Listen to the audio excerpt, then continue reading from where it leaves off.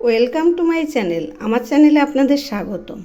চলে আসছি আর একটা নতুন রেসিপি নিয়ে। এই রেসিপি বানানোর জন্য এখানে আমি শাপলাগুলো ছুলে এরকম করে ঝুরি করে নিয়েছি। এই যে দেখুন, এরকম করে নিয়েছি। এবার কিভাবে ছুললাম সেটা দেখাচ্ছি।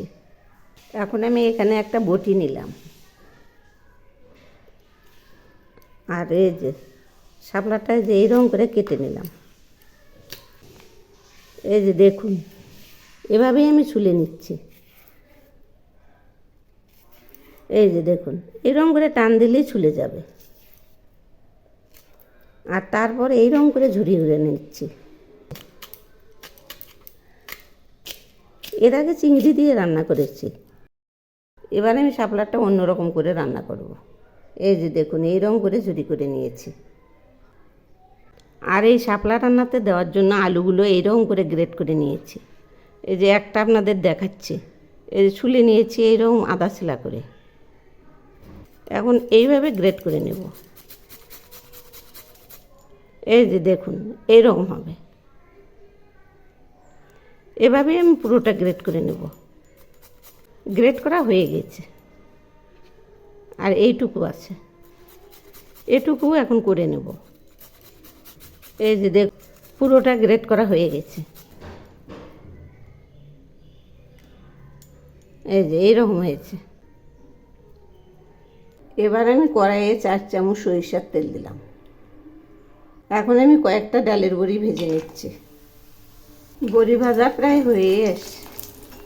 এই যে দেখুন, বড়িগুলো একদম লাল লাল হয়েছে। এগুলি আমি নামিয়ে নিচ্ছি।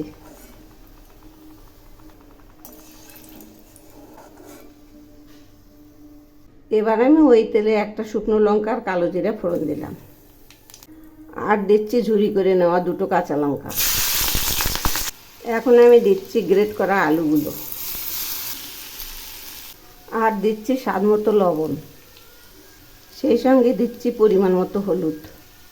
এবার আমি নেড়ে দিচ্ছি। এই আলুগুলো আগে হালকা করে একটু ভেজে নেব, খুব একটা বেশি ভাজবো না। এগুলি আদা ভাজা হয়ে গেছে। এবার আমি দিচ্ছি এর মধ্যে শাপলাগুলো।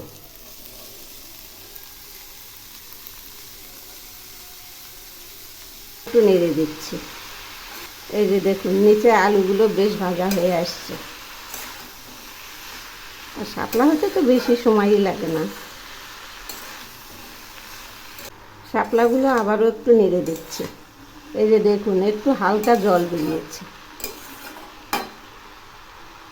শাপলাগুলো অনেকটাই মজে এসছে, একদম মোলায়েম হয়ে গেছে। এবার আমি এর মধ্যে দিচ্ছি 1 চামচ জিরে বাটা আর 1 টুকরো আদা বাটা। এগুলি একসঙ্গেই বেটে নিয়েছি। আবারও একটু নেড়ে দিচ্ছি। যেহেতু মশলা দিলাম, সেজন্য আর একটু কষিয়ে নেব।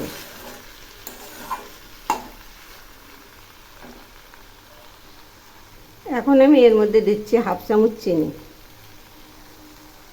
এই রান্নাটা একটু ঝাল ঝাল মিষ্টি মিষ্টি হবে, তাহলে খেতে টেস্ট লাগে। আরও কিছুক্ষণ হবে। এখন আমি এর মধ্যে দিচ্ছি ওই ভাজা বড়িগুলো, আবারও নেড়ে দিচ্ছি। এই রান্নাটা একবার এইভাবে বানিয়ে খেয়ে দেখবেন, অসাধারণ টেস্ট। মানে অনেক রকমভাবেই তো খাওয়া যায়, এটা এক ধরনের শাপলার রেসিপি।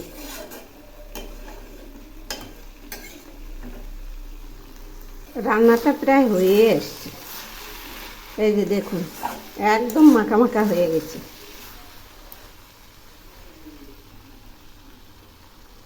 সব শেষে আমি এর মধ্যে দিচ্ছি 1 চামচ ঘি। এবার আমি নেড়ে চেড়ে নামাবো। রান্নাটা হয়ে গেছে। এই যে দেখুন, কত সুন্দর হয়েছে, একদম মোলায়েম।